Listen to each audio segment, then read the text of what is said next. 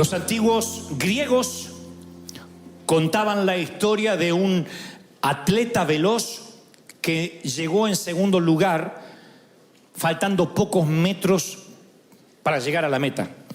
Entonces se paró exhausto, insisto, pocos metros antes de la final, porque alguien le ganó la delantera y él veía que toda la multitud, el gentío, el público vitoreaba, pero no a él, sino al ganador. Él llegó, insisto, en segundo lugar.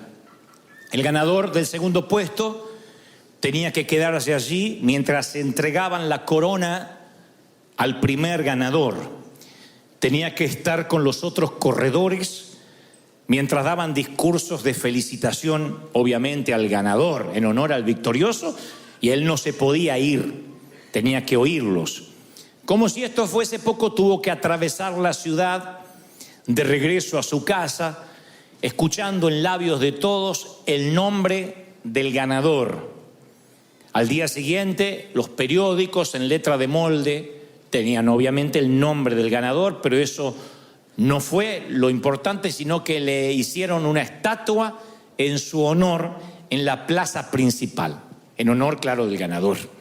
Así que, con tal mala fortuna, que el que llegó en segundo lugar justo vivía cerca de la plaza. Y cada vez que salía se topaba con la figura de aquel que le había ganado la meta por pocos metros. Así que empezó a verse a sí mismo como un perdedor, pensando por qué no fui yo el que merecí los vítores, los discursos y obviamente la estatua, ¿no es cierto? El monumento. Así que el resentimiento, dicen los griegos, se le instaló en su alma y en su corazón, de modo que no lo dejaba dormir, pensando lo cerca que pudo haber estado de ser él el galardonado. Cuando el sueño le era esquivo, cuando no podía dormir y el insomnio venía para quedarse, el caballero se levantaba por las noches e iba hasta la plaza con un pequeño cincel y raspaba la piedra de la base. No hacía nada con eso, no lograba destruir el monumento, pero sentía que cuando el cincel pasaba por la base, de algún modo estaba erosionando el honor que le habían dado a su contrincante. Noche tras noche iba con el cincel y trataba de erosionar la base. La historia dice que una noche, después de mucho tiempo, raspó un poco de más la piedra y la figura maciza del atleta se derrumbó y cayó hacia adelante con tal mala fortuna que lo aplastó. ¡Pac! Y la figura del atleta, la imagen del atleta aplastó al hombre que trataba de cincelar su base. Murió aplastado justamente por la imagen del hombre que despreciaba. Alguien dirá que el hombre con el cincel murió en ese instante, aplastado, pero no fue cierto. El hombre empezó a morir mucho antes. El peso del resentimiento lo destruyó día a día, pensamiento tras pensamiento, suspiro tras suspiro, hasta transformar su alma de campeón orgulloso en un cincelador barato, o lo que es peor, en aquel que raspa la buena fortuna de otro. Los griegos acuñaron esta historia para reflejar lo que el resentimiento puede ocasionar. ¿Qué es el resentimiento? Es el enojo que se mantiene y se multiplica con el tiempo. Enojarnos podemos enojar todos. La ira no deja de ser un sentimiento noble. De otro modo, las escrituras no dirían: airaos, pero no pequéis, que la ira no te lleve a pecar. Pero el enojo, vaya, que es noble, porque el enojo, como la risa, como la alegría, como la felicidad, como el llanto, permiten catalizar emociones. Uno puede enojarse contra el pecado, puede enojarse con el diablo, puede enojarse contra la corrupción, contra los delitos de lesa humanidad, puede enojarse contra los politiqueros baratos cuando vemos que las cosas se hacen mal, o te puede enojar la desobediencia. El hecho que el Señor también dice: no se ponga el sol sobre tu enojo. O sea que el enojo puede que sea una emoción pasajera. Nos enojamos en el tránsito, nos enojamos en una sala de espera, nos enojamos cuando nos cargan la gasolina incorrecta o cuando la cargamos incorrectamente, nos enojamos cuando no nos alcanza el dinero, nos enojamos cuando la suegra dice que se quedará unos días más. Pero si ese enojo permanece, puede que se multiplique y entonces se transforme en resentimiento. Cuando es un resentimiento no notamos que está, puesto que no es un sentimiento que sale a flote, sino que se oculta debajo de la superficie y es imposible encontrarlo con algún detector, ni de metales, ni de oro, ni mucho menos un detector de pecado. Navega en las profundidades de nuestra vida sin que nos demos cuenta. Entonces uno puede aparentar que está en paz, pero hay una furia de ira que está en el interior, que no se puede notar de manera fácil. Puede que demos la impresión de una figura serena, pero empieza a crecer ese sentimiento horrible, porque ahí está, escondido, reprimido, abriendo sus fauces subterráneas de veneno, que tarde o temprano va a infectar al resto de las relaciones. Infecta. Es un efecto colateral. Cuando uno está resentido, todo lo que toca empieza a ensuciarse o a envenenarse. No nos damos cuenta, pero nos volvemos de alguna forma personas tóxicas. La toxina que uno libera cuando uno tiene resentimiento, cuando uno tiene dolor, a lo mejor es inherente a nosotros, ni nos damos cuenta que la estamos liberando. Pero nuestros hijos empiezan a tener el mismo nivel de vida, nuestros amigos empiezan a saber que hablar con nosotros siempre es quedar con un sabor agridulce. Hay gente que al hablar te deja un sabor agridulce. No es una persona que te amarga del todo, pero tampoco que te deja una sensación de bienestar. Son personas que a lo mejor te visitan, se van de la sala de tu casa y te queda una sensación, esa es la palabra, nada describe mejor que lo agridulce. Estás feliz porque tu amigo, tu pariente estuvo allí, pero a la vez te queda una sensación de carga. Puede pasar con tus propios padres, puede pasar con alguno de tus hijos, que viene y te queda una sensación extraña, y no es porque no se te pueden contar los problemas. A mí me pueden contar un montón de problemas, pero cuando esos problemas vienen revestidos de resentimiento, uno puede notar un dolor que deja una toxina en la atmósfera, en el ambiente. Oí por allí una historia que en los tiempos donde la rabia no se podía curar, un hombre fue mordido justamente por un can, por un perro rabioso.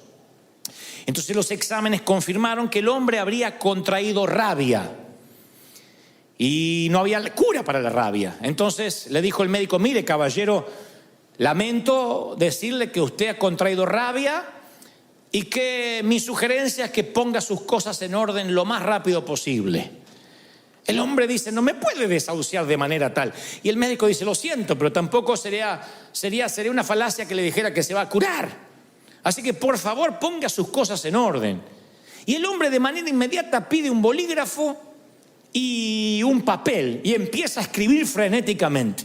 El médico, suponiendo que el paciente necesita su espacio, lo deja. Al rato regresa y dice: me agrada que empezó a escribir porque veo que empezó a trabajar en su testamento. Y el caballero dice: no, es la lista de personas que tengo planeado morder antes de morir.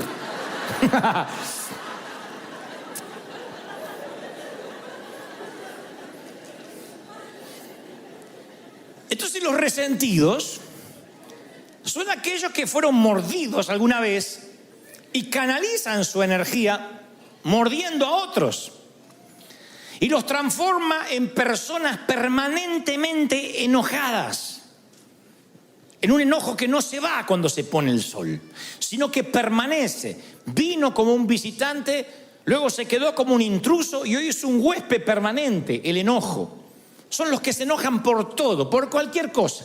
Por el calor, por el frío, por la montaña, por la nieve, por los autos, si hay tránsito, si no hay tránsito, todo. Porque todo lo que se le viene a su mano para hacer o se le pone enfrente termina siendo la gota que rebasa un vaso que ya viene lleno. Termina siendo el efecto residual de otras situaciones del pasado. Y dicen los médicos, porque yo siempre trato de asesorarme de no predicar algo que nada más tenga un contenido espiritual y que digan: bueno, eso porque tú lo crees.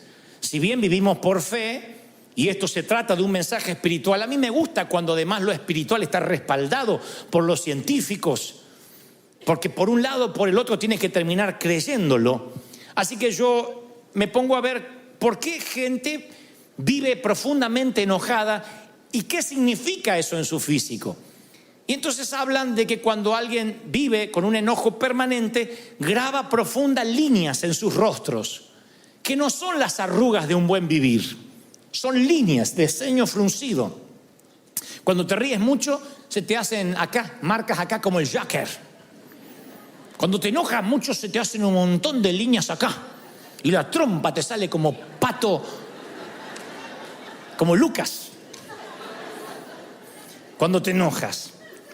Y entonces dicen, las personas que estudian estos comportamientos, el resentimiento hace que los rasgos se endurezcan. ¿Saben lo que son rasgos duros? Endurecer los rasgos no es necesariamente lo que ocurre con el correr del tiempo. Eventualmente todos envejecemos. El tema es cómo uno envejece. Los rasgos blandos son los rasgos que tiene un niño. Cuando uno conserva los rasgos blandos, aunque tenga 50, 60, 80 años, tiene una cara de paz, una cara angelada, una cara donde el resentimiento no hizo un habitáculo. Cuando los rasgos se endurecen, son esas personas que aunque tengan 25 años, tú no sabes por qué. Sí tiene 25, pero aparenta tener 50. Porque sus rasgos se endurecieron, su ceño se frunció. Y eso tiene que ver con la manera en que el cuerpo cataliza el resentimiento, la falta de perdón. Por otra parte, dicen los médicos que la falta de perdón o el resentimiento encorva los hombros, encorva la postura corporal, cambia porque uno lleva un peso espiritual. Ellos le dicen un peso anímico, pero es un peso espiritual. De manera que uno se encorva, en vez de estar paradito derecho, uno tiende a encorvarse. Van a ver que la gente resentida cada vez se hace más chiquita. Cuando yo doy estos síntomas, o los muestro, lo primero que se nos viene a la cabeza es: ¿quién quiere tener un estilo de vida así? ¿Eh? ¿Quién quiere vivir encorvado, con los rasgos duros, con el ceño fruncido? Nadie. ¿Quién elegiría vivir ese estilo de vida? Nadie. Sin embargo, el resentimiento entra a veces sin nuestro consentimiento y después nos acostumbramos a vivir con él. Si vas a buscar en la Biblia la palabra resentimiento, no está, no aparece en las concordancias. Es un término relativamente moderno, acuñado hace 2 siglos atrás. Pero Pablo, el apóstol, utiliza una frase que se acerca mucho al significado de manera sorprendente. Y cuando les diré dónde, se van a sorprender más todavía. En el capítulo del amor aparece lo más parecido al resentimiento. En 1 Corintios 13, donde está la prosa más elegante acerca del amor, allí aparece semi-escondido lo que sería contrario justamente al amor puro, el resentimiento. Es aquel versículo 5 donde dice: el amor no hace nada indebido. Claro, esa es la traducción, en este caso al español. El amor no hace nada indebido. Sin embargo, en el original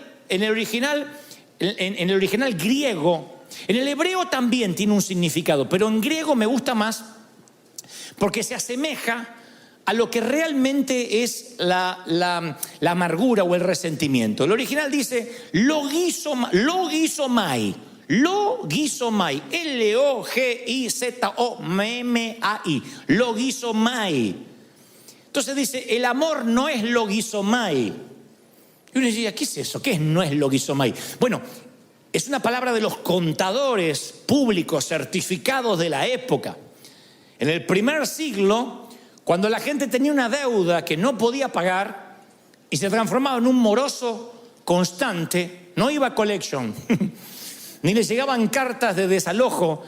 Había contadores que anotaban su deuda en lo que se llamaba un libro mayor de contaduría. Y esa deuda era escrita en tinta, con una pluma. O sea que no se podía borrar, quedaba parte de tu background. Vivías como moroso o como un mal pagador el resto de tu vida. Algo así como el background que podemos tener nosotros ante la ley. Alguien que comete un ilícito o un acto delictivo, inmediatamente eso forma parte de su hoja de vida.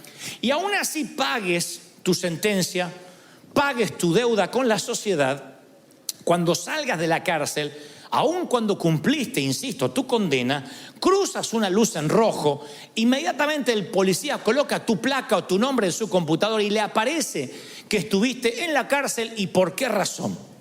Eso se llama tus antecedentes penales. En el primer siglo no había un sistema computarizado de antecedentes penales, pero había un libro mayor de los contadores que era justamente lo que el apóstol dice, el logizomai. Y Pablo dice, en el verdadero amor no hay libros contables, no hay contaduría, nadie te lleva la contabilidad de tus metidas de pata. El verdadero amor no publica tabla de posiciones, quién salió primero y quién salió segundo. El verdadero amor no hace lista de a quienes tienes que morder. El verdadero amor, y esto le da título al mensaje, se acuerda de olvidar. El verdadero amor te dice, acuérdate de olvidar. No lleves libros contables de lo que te hicieron, cómo te hicieron, cuándo te lo hicieron. Porque el verdadero amor no lleva contabilidad. Eso es cuando se traduce en el verdadero amor, no hace nada indebido. Dios se olvidó y se olvidó de que se olvidó. Y te dice, acuérdate de olvidar. David, el hombre conforme al corazón de Dios, que en los asuntos del corazón era ¿qué puedo decir? El Pablo Cortázar de la época. Era Gabriel García Márquez. Con el mayor respeto que me merece David, no lo estoy comparando con estos autores, pero digo, el escritor del amor por excelencia. Sus salmos podrían componer millones de canciones hasta la fecha. Y este campeón del amor y este hombre conforme al corazón de Dios está en el lecho de muerte, David, y hace entrar a su hijo Salomón al cuarto y le da un consejo final. ¿Qué creen que le dice? ¿Cómo batallar, cómo pelear sus batallas, cómo luchar contra el orgullo, cómo no pecar? No creerán cuál es el consejo que le da en el último aliento a Salomón. Primera de Reyes 2:5 nos deja un registro de esas patéticas palabras. Y perdonen que les estoy bajando de la cúspide a David, pero David, así como era el tremendo hombre del Señor, también tenía un montón de fallas, y entre ellas esta. Le dice a su hijo, ya sabes tú lo que me ha hecho Joab, hijo de Sarvia, lo que le hizo a 2 de mis generales del ejército de Israel, a los cuales él mató, derramando sangre en tiempo de paz. Así que tú, Salomón, harás conforme a tu sabiduría, pero no dejes descender las canas de este hombre al Seol en paz. El hombre más grande de su época se está preparando para ir al encuentro con su Dios. ¿Y qué sabiduría imparte? Un viejo rencor de años, que no se lo quiere llevar a la tumba y le quiere pasar el libro mayor de un rey, y la perpetuación generacional de una falla de carácter se la pasa a su hijo, a su sangre. Le dice, no permitas que Joab muera de muerte natural. Yo me estoy yendo, pero hazme el favor de que pague con su vida por el dolor que me causó en vida. Impresionante, ¿no? Ese es el lado de David que no quisiéramos hablar ni enfrentar, pero es el lado que tampoco nosotros quisiéramos enfrentar. Porque cuando uno está resentido, sin querer, transmite esa atmósfera de resentimiento a los hijos y a los nietos. Y si Dios lo permite, a los bisnietos. Los hijos son los mudos testigos que nos ven cómo hablamos con resentimiento, ya no solo de hombres de Dios, cómo hablamos de resentimiento de nuestros padres, de cómo me criaron, la forma que ya no lo contamos como una experiencia didáctica, sino con dolor. Y ellos heredan. Recuérdense que más que heredan, son impartidos por esa maldición. Recuerden que la herencia es lo que uno le deja a alguien, pero la impartición es lo que uno deja en alguien. Y esa impartición que le damos a los hijos a diario puede ser bendición o maldición. Cuando estén ante una disyuntiva de la vida, nuestros hijos van a decir, ¿cómo hacía el viejo en mi lugar? ¿Qué hacía mamá ante una situación igual? Y si mamá reaccionaba llena de dolor, de resentimiento, esa hija va a ser otra resentida. Va a tratar al esposo como vio que la madre trataba a su padre. El hijo va a tratar a su mujer como vio que su padre trataba a su madre y viceversa. Es una cosa que empieza a repetirse de generación en generación. Es el poder del entorno. Yo puedo reprender maldiciones generacionales y decir, se corta aquí aquello de que si los padres comieron las uvas agrias, los hijos no heredarán la dentera. Lo creo. Yo no creo que porque tuviste un abuelo borracho o un papá divorciado vas a seguir el patrón generacional, vas a tomar la posta generacional. Yo creo que no. Dios hace todas las cosas nuevas, pero no puedo cambiar el poder del entorno. El entorno es lo que se respira en tu familia, lo que se habla. Si en tu casa, por mucho, no creo que porque tu abuelo era alcohólico vas a ser alcohólico y tus hijos lo van a hacer. Pero si en tu casa cualquier festejo amerita tomarse un tequila, y si estás triste te tomas un tequila, y si estás alegre te tomas un tequila, y para que la Santa Cena no te caiga mal te tomas un tequila, y si pierde las Chivas te tomas un tequila, y si gana la América te ganas un tequila. Se respira un ambiente de alcohol, un entorno donde para celebrar o para echar fuera las penas no está Dios, está el alcohol. Yo no puedo ir contra, no hay anacondia que te libere del poder del entorno. El resentimiento es igual. Cuando en las mesas familiares se empieza a hablar de todo mundo, cuando los hijos aprenden que después del servicio la comida es para hablar de todo lo que estuvo mal y qué hizo el ujier y por qué lo hizo el otro y por qué la otra se cortó el pelo y fíjate la que se puso y aquella que está fajada y la otra que se piensa que y aquella gorda que le creció el trasero. Cuando todo eso lo hablas en la mesa, ese entorno genera críticos, genera gente que detesta la hipocresía, pero también detesta la iglesia. Lo generas. Es lo que David explícitamente hace con Salomón. Véngame, quiero que vayas y le hagas tener una muerte indigna a Joab, porque yo me quiero ir tranquilo de que me vas a pagar, no me dan la fuerza para continuar con el resentimiento, así que te lo voy a heredar, te lo voy a impartir. Y el resentimiento es una criatura horrible, deformada, distorsiona la realidad, nos mantiene encadenados al pasado, junta un montón de ayeres y te perderás un montón de mañanas. ¿Quién quiere estar encadenado al pasado? Y yo soy muy cuidadoso cuando hablo de resentimiento y de perdón, porque estuve mucho de ese lado y escuché a muchos predicadores decir, tienes que perdonar, perdona si tienes el corazón del Señor. Y a veces las historias son tan retorcidas, a veces lo que le ha pasado a la gente es tan doloroso que hasta gritar desde aquí, perdona y se acabó, suena una subestimación a lo que te pasó. Como diciendo, ¿qué importa que te violaron sistemáticamente desde los 9 hasta los 15 años? Con el beneplácito de tu mamá que sabiendo no hacía nada. Bueno, es un detallito. Claro, la que le pasa dice, usted no sabe lo que está hablando.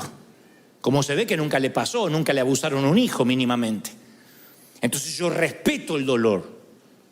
Yo entiendo que lo que te pudo haber pasado es una cosa espantosa que no quieres recordar. Ahora, justamente por eso, ¿mereces anclar tu vida a esos años oscuros? ¿Quién se merece eso? ¿Mereces que tu vida sea un parteaguas desde lo que te pasó en adelante y que a partir de ahí nunca más vuelvas a ser feliz? Por mucho que odies a ese abusador, a ese ex esposo, a ese ex jefe, a los padres que te abandonaron, al padrastro, por mucho que tengas resentimiento, ¿mereces vivir anclado en el pasado? Nadie lo merece. Ni tú ni yo nos merecemos eso. Porque tarde o temprano, ojalá la amargura quedara en nosotros, pero tarde o temprano la empezamos a impartir sin darnos cuenta. La amargura y el resentimiento se describen a través de muchas palabras ilustrativas, pero la más perdurable es la que encontramos en Hebreos 12:15. El escritor a los hebreos dice, mirad, no sea que alguno deje de alcanzar la gracia de Dios. Pregunto lo que pregunté esta mañana. ¿Habrá alguien aquí que ose decir que no necesita el perdón de Dios hoy? ¿Habrá alguien que diga, no, es que yo vivo puro, la verdad es que no sé ni para qué murió Cristo por mí, porque yo soy tan santo e impoluto? ¿Habrá alguien que diga, yo no peco, hoy no pequé, mis pensamientos son puros? Yo creo que todos necesitamos un regaderazo de gracia. A diario. Todos. Nos incluye a todo mundo. Y fíjense qué peligroso lo que escribe el escritor a los Hebreos, que dice, no sea que alguno no alcance la gracia. No sea que alguno no sea perdonado. Y uno dice, a ver, ¿qué va a decir? ¿Qué es lo que no tiene perdón? Bueno, dormirse en un sermón de Dante podría no tener perdón.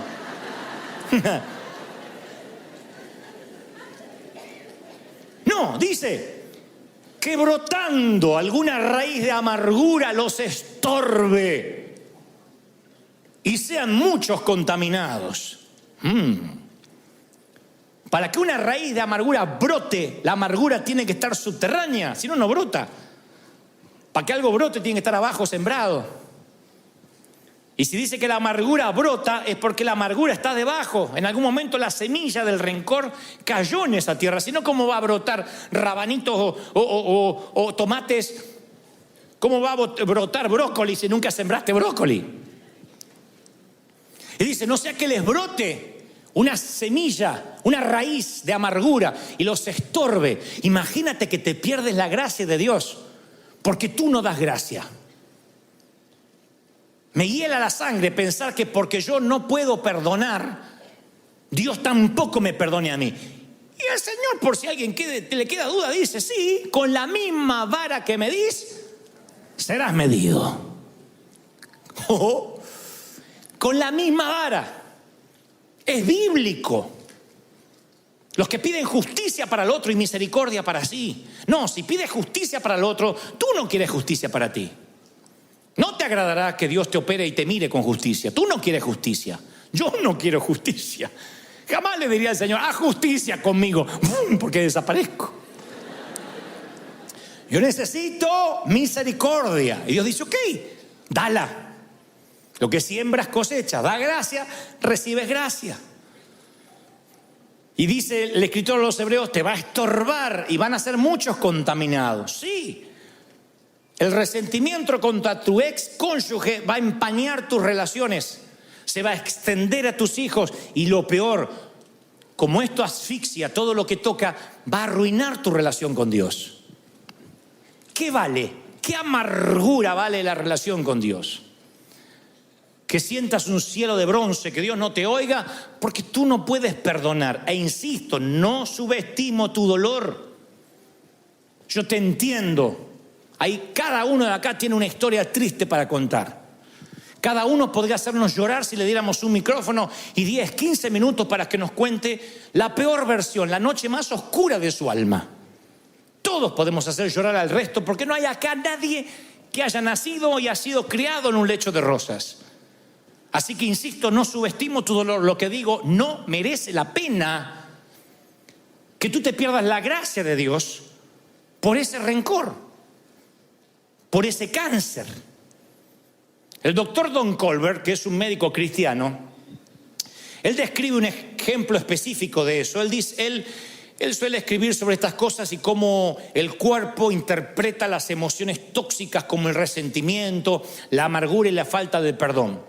Él dice que cuando la falta de perdón es constante, el estrés del cuerpo aumenta y el sistema inmune del ser humano se pone en sobremarcha, o sea, se altera.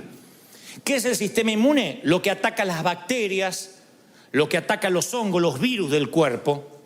Pero cuando el sistema inmune está bajo mucho estrés, todo tu cuerpo está bajo mucho estrés, empieza a atacar las células sanas, lo cual produce enfermedades de autoinmunes inflamatorias, artritis, lupus. Y entonces él cuenta una mujer de mediana edad que llega toda medio encorvada con la esperanza de encontrar alivio a un leve dolor que ella le asignaba a la artritis. Y Colbert le dice, mire, le voy a prescribir un antiinflamatorio y luego la voy a enviar a hacer un análisis de sangre a ver si es algo más grave. Efectivamente era más grave, tenía artritis reumatoidea. O sea, una artritis que empieza a avanzar sin piedad y termina por deformarle todo el cuerpo. Obviamente la remitieron a un reumatólogo para un tratamiento, Pero el médico no se quedó ahí. Dice, es raro que una mujer tan joven sufra de esto. Ni siquiera hay antecedentes en su código genético. Así que la envía a llamar de vuelta y le dice, ¿qué le preocupa? Si había alguna situación estresante, además de lo que le estaba aconteciendo en sus huesos. Y ella dice, mire, yo no termino de salir de un divorcio muy doloroso. Don Colbert lo relata así, dice, cuando mencionó el nombre del ex marido, el semblante tierno cambió dramáticamente, fue Hulk. Su rostro se retorció en un gruñido y con profunda voz baja, casi susurrante, le dijo, odio a mi marido, a mi ex, y le deseo la muerte. Le decía el doctor, no desee eso a nadie. Oh, sí, pero no quiero que tenga la fortuna de morir de un infarto o de un accidente o que pierda la conciencia con un derrame cerebral. Yo quiero que quede cuadripléjico y que lo sienta. Quiero que sufra una muerte lenta y dolorosa por lo que me ha hecho sufrir. Y luego le contó una historia que tampoco vamos a subestimar. El hombre le hizo unas cuantas canalladas, pero Colbert diría, nunca había visto a una paciente joven con tanto resentimiento. Y tenía muchas razones para estar amargada, pero las razones no generan amargura ni generan enfermedad. Lo que generan la amargura y la enfermedad es la actitud con la que asignes esas razones, la actitud con la que reacciones a esas razones. La actitud, la manera en que tú te paras ante lo que te hicieron, te termina enfermando. Es como tomarte el veneno y esperar que se muera el otro. Te termina enfermando. Arriesgamos no solamente nuestra salud espiritual, sino también la física. Es peor que la metástasis, que el cáncer, que la leucemia, porque el cáncer prevenido a tiempo o diagnosticado a tiempo, hay muchas posibilidades de curarse. No así sucede con el resentimiento y la amargura que echa raíces profundas. La metástasis de la falta de perdón echa raíces tan a raudales, se extiende a raudales y echa raíces tan hondas que no nos damos cuenta hasta que brota la raíz de amargura, hasta que brota la semilla, y ahí te arruina la relación con Dios y con los que te rodean. Empieza a tener el resentimiento vida propia, empieza a nutrirse de tu energía, de tu unción. Acuérdense que todos tenemos cierta dosis de energía para cada día. Y esa energía bien administrada, llegas con mucha energía a la cama, al final del día, cansado, exhausto, pero hiciste un montón de cosas. Si estás con resentimiento, yo te aseguro, te levantas a las 7, a las 6, 11 de la mañana no te da mal cuerpo. A las 11 de la mañana se te parte la cabeza, lo que sueñas es, te arrastras todo el día hasta llegar a la cama. Si lo ves semanalmente, el lunes empiezas con energía, el martes ya no tienes más y no sabes ni cómo llegaste el viernes. ¿Qué te drena esa energía? Los problemas. Problemas tenemos todos. No eres ni el primero ni el último que puede tener un problema matrimonial, problema con los hijos, problema con falta de dinero. Bienvenido a la vida real. El tema es la actitud que tomes ante los problemas. No significa que los ignores, significa de que no se te hagan raíces de amargura. Enójate y deja ir el enojo antes que se ponga el sol. Porque hay un momento que tú tienes la amargura y hay otro momento que la amargura te tiene a ti. Ya no es algo que tienes, es algo que te tiene a ti. Y ese es un costo emocional que tú no puedes pagar. Tú tienes cierto presupuesto emocional que se te asignó, no lo dilapides. Se te da un presupuesto y no está en tu presupuesto ofenderte. Porque es un gasto que te deja en rojo. No gastes en ofenderte, porque te roba lo mejor que tiene. No está en tu presupuesto emocional el poder ofenderte. Y tú dices, bueno, ¿y cómo hago para extirpar esto? Bueno, yo te voy a dar la solución, por lo menos lo que el Señor me decía ayer cuando me mostraba que los iba a traer y que tenía que darles este mensaje. Número 1, quiero que pienses, porque yo lo he hecho muchas veces, ¿por qué guardamos resentimiento? Los médicos creen que el resentimiento le da a las personas un sentido de superioridad sobre aquellos a quienes odian. Porque seguir pensando en el error que el otro te hizo te hace sentir un poco superior. Como decía el Señor de aquel que oraba y se golpeaba el pecho y decía: Señor, qué bueno que no soy como estos. Te da un espíritu de superioridad, ridícula, mentirosa, pero es un espíritu de superioridad. Es una manera insana de ubicarse un poco más alto en la jerarquía de la cadena alimenticia humana. Bueno, sí, está bien, me hizo eso malo, pero yo soy bueno. Yo soy bueno, no le guardo rencor. Y no sale la boca. El resentimiento te ubica en el asiento del juez y te da un martillo y produce un placer neurótico y un orgullo espiritual. Te cuento lo que me hizo. Siéntate, te voy a contar desde el principio. Cuando te cuente lo vas a querer matar igual que yo. O sea, lo pones en papel de acusado y tú te pones en papel de víctima.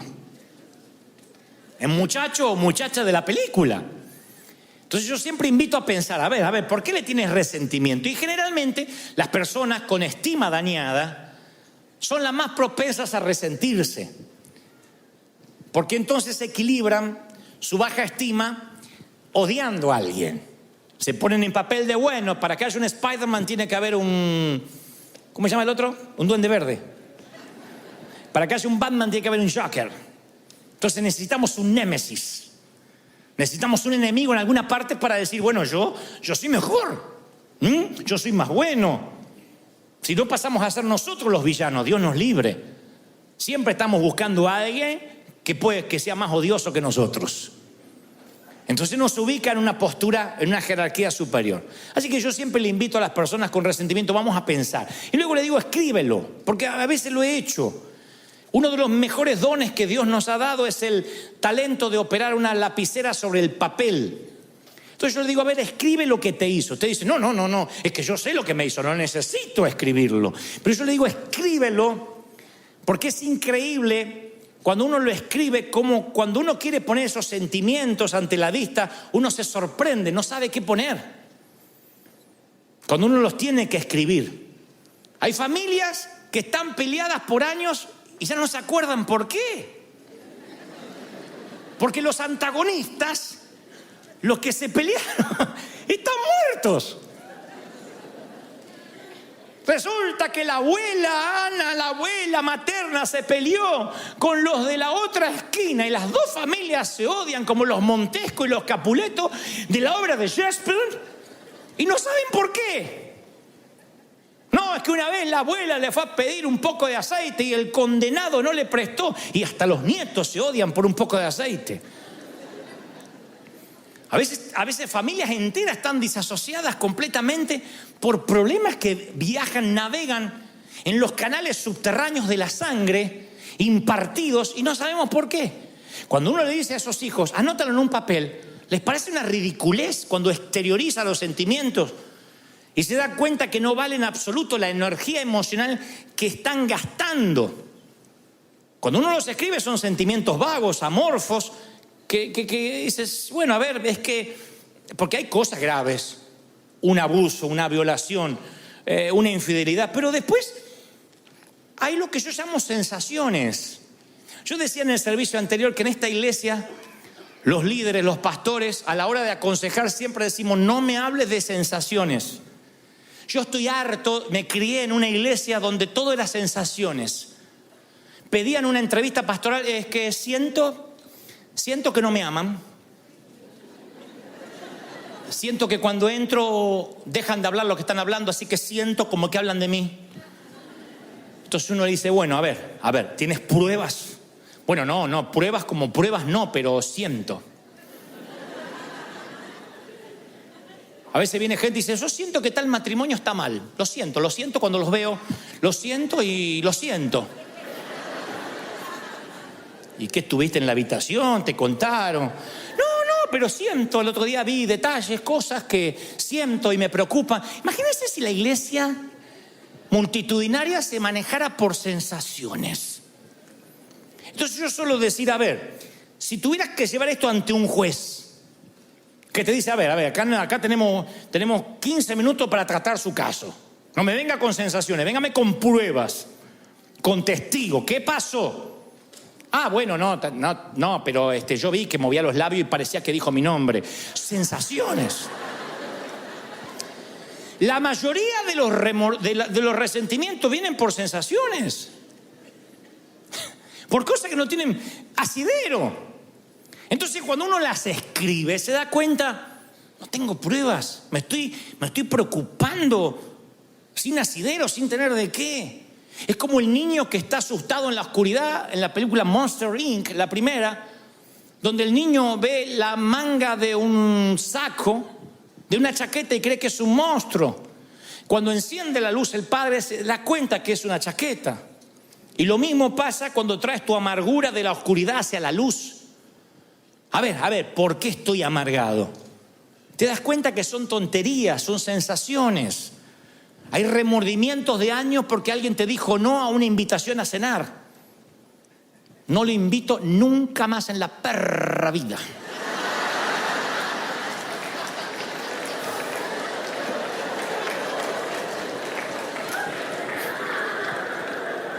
En la perra vida, no a la perra, no. A la perra en la perra vida. No le invito más. ¡Se acabó! Me cerré. Y cuando yo me cierro. Y por ahí el otro no tenía ganas de ir a comer. Y se arman unos problemas. Unos resentimientos. Ni les cuento cuando en nuestra iglesia un muchacho se ponía de novio con una muchacha y no llegaban al casamiento. No se casaban, estaban de novios, se dan cuenta que eran incompatibles, que no se llevaban, que les pareció que se gustaban, pero después que no. Gloria a Dios, que antes de casarse se dieron cuenta. Pero ya eran dos familias enfrentadas. Con mi niña no van a jugar. Y ya se iba una familia dividida y la otra no. Si van ellos, yo no voy. Si el pastor no los echa, nosotros no nos congregamos más. Esas sensaciones, ridiculeces, que hoy uno en perspectiva dice, ¿de verdad? ¿De verdad? ¿De verdad alguien quiere que su hijo se case con quien no ama o su hija con quien no ama para que no haya problema, para que nos podamos sentar juntos en la misma iglesia? ¿De verdad? ¿Cómo uno entra en esos rieles de necedad por sensaciones? Pues yo digo, escríbelo, a ver, escríbelo, tráelo a la luz. ¿Por qué detestas? ¿Qué te dijo? Hay personas que detestan a hombres de Dios porque vio un videíto de YouTube. No, yo vi el video y lo conoces personalmente, te tomaste un café, pesaste su corazón, su espíritu. ¿Quién resiste el análisis de un video si una cámara te siguiera las 24 horas y editaran video de lo que dices? Y hay gente que odia con un odio visceral a personas porque vio un videíto y leí un estudio bíblico que hicieron en contra del fulano. Es increíble. Porque nada merece tu odio ni tu resentimiento si mínimamente no tuviste una confrontación seria, algo que está irremediablemente roto, que no se puede resolver, que no hay posibilidad de perdón. Por eso digo, piénsalo, luego escríbelo. El tercer consejo, no tengo base bíblica para esto, pero es terapéutico, resulta, porque yo creo que no hay solución psicológica a los problemas espirituales. Pero eso siempre digo, cuando un día estás muy enojado por algo, nada mejor para las emociones fuerte, para quitar el filo del enojo reciente, nada mejor que una válvula de escape como el caminar. ¿Ustedes dirán caminar? Sí. Salir de tu entorno. Cuando estás viendo que hay resentimiento, que se está gestando, sal a caminar. Si tienes cuentas con recursos, vete a pasear más lejos. Si tienes un automóvil, sube al auto y vete a dar vueltas sin sentido. Ustedes dirán, ¿de dónde sacaste eso? Abraham está metido en la tienda diciendo, no puedo tener hijo, estoy mal, estoy deprimido. Y Dios le dice, sal de la tienda, fuera. ¿Por qué Dios no le habla dentro de la tienda? Sal de la tienda y cuenta las estrellas si las puedes contar. Bueno, así, cabezón, serán tus hijos. Pero Abraham está en la lona, ve lona arriba, ve lona acá, está en la lona, está knockout, no ve nada. Dios le dice a Elías, vamos, vístete, cíñete, sal de la cueva, que largo camino te resta.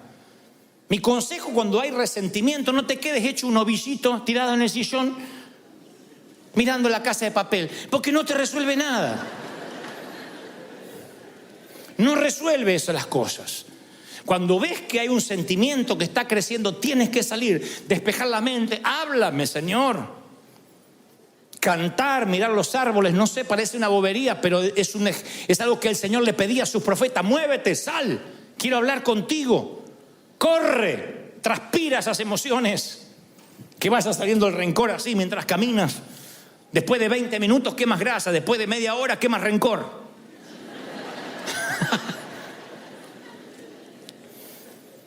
Y luego háblalo. No importa qué tesis hayas escrito, cuántas hojas te llevó a escribir el rencor, el Señor no se duerme, el Señor no se aburre. Ve y háblalo con el Señor. Si estás furioso, si tienes remordimiento, cualquier emoción tráele a Dios. De igual modo, es imposible escondérselas ante Él. ¿De dónde sacamos esa tontería que hay que higienizarse antes de presentarse ante el Señor? ¿De dónde sacamos la bobería que no me puedo presentar al Señor sin antes pedirle perdón? Ve y dile, así soy. Soy el hijo pródigo y vengo y huelo a marrano, huelo a puerco. Si vienes del chiquero, ¿a qué vas a oler? ¿A perfume francés? Señor, aquí estoy, oliendo a puerco. Recuerden que el abrazo que el padre le da al hijo pródigo se lo da cuando todavía huele a puerco, después lo manda a bañar. No dijo, primero te bañas, no te acercas a... No le dijo eso. Le dio un abrazo con olor a puerco. Y después lo mandó a bañar. El Señor te va a limpiar, pero te va a dar un abrazo como estés. Entonces ve ante Él y dile, Señor, aquí estoy oliendo a chiquero, a estiércol de resentimiento. ¿Me ayudas o me ayudas? Porque soy tu hijo. Y tú me dijiste que vas a ser fiel y me vas a ayudar. ¿Lo crees? 2 misioneros atravesaban las junglas de Birmania. Un misionero nativo y uno que era novato. Y de pronto se meten en un lago hasta el cuello, un lago muy sucio.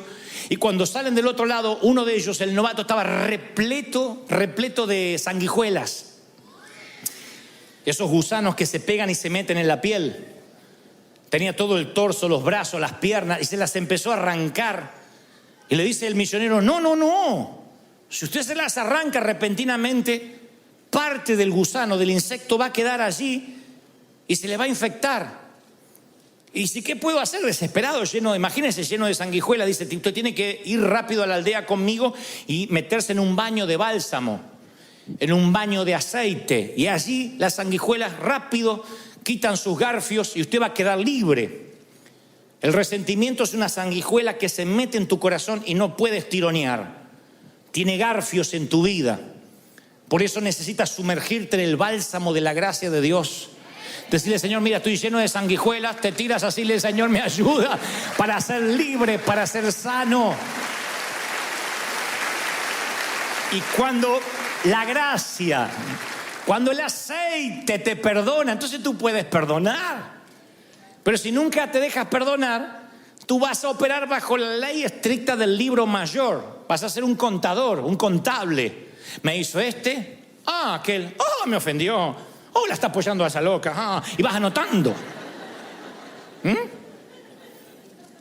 Por último yo digo, déjalo ir. Acuérdate de olvidar. Diga conmigo, me acuerdo de olvidar. Entonces, sea un olvidadizo generoso, minucioso.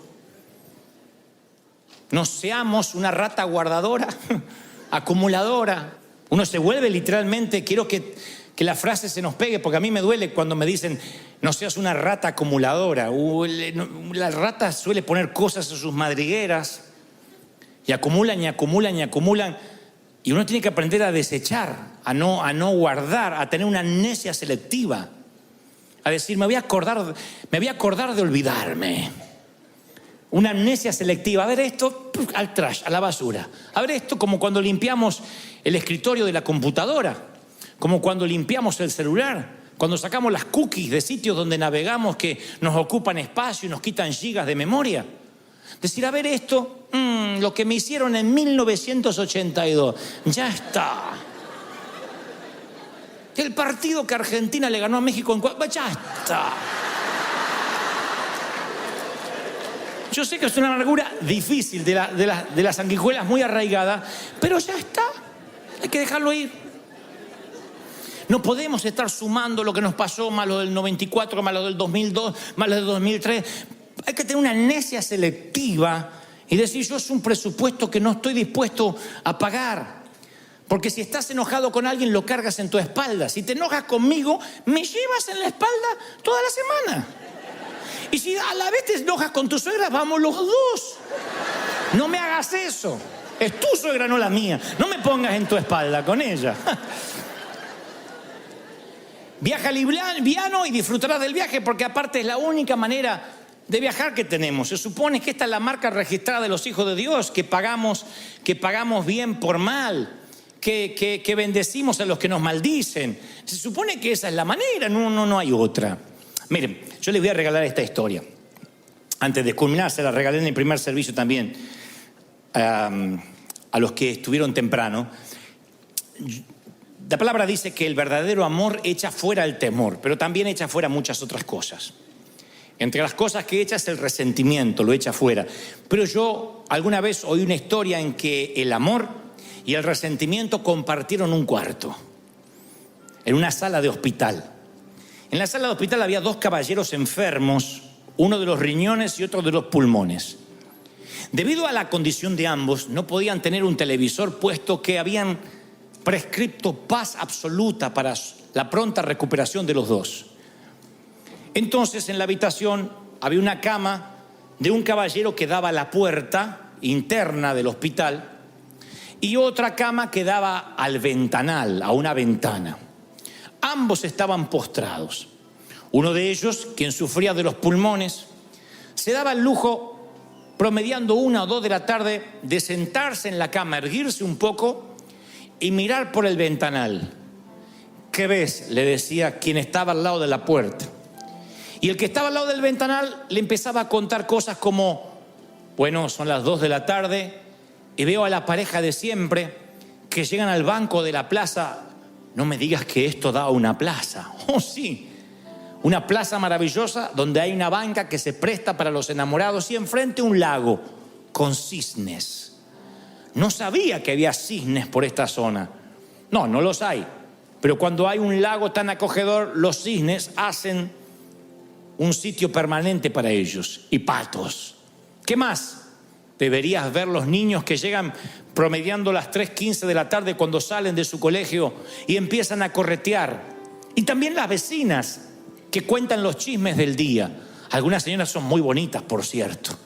Y cuéntame más. Y cada día, quien miraba la ventana le contaba a quien estaba del lado de la puerta el mundo que se abría detrás de las cortinas. Pero una semillita de enojo entró en el que estaba del lado de la puerta, porque en cierto momento pensó, luego de varios días, ¿y por qué no me tocó a mí del lado de la ventana? ¿Y por qué tengo que imaginarme con ojos imaginarios, valga la redundancia, lo que él ve con ojos reales? Y anidó ese enojo mucho más allá de cuando se puso el sol, de manera que subterráneamente le quedó una semilla de amargura que, como todo cáncer, empezó a crecer. Con el pasar de las semanas ya ni quería escuchar al amigo que le relataba lo que había por las ventanas, porque maldecía que él no había gozado la suerte de estar él contemplando aquello que se veía detrás de las cortinas. Su enojo hizo que tuviera un bajón anímico y los médicos notan de que sorprendentemente empieza a empeorar, que sus niveles de toxinas crecen, su glucosa empieza a variar. No entienden tal desmejoría, pero está tan amargado porque no puede ver por la ventana que empieza a ponerse grave.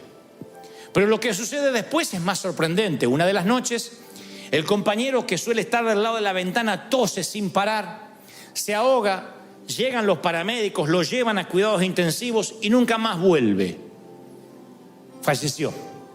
No resistió, seguramente, a un virus intrahospitalario.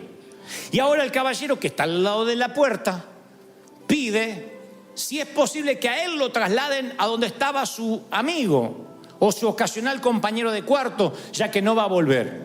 Los enfermeros consideran que es un pedido noble, así que le cambian la cama y lo ponen del lado de la ventana. Y él inmediatamente, apenas se van los médicos, se reincorpora para ver él lo que apenas podía soñar a través de...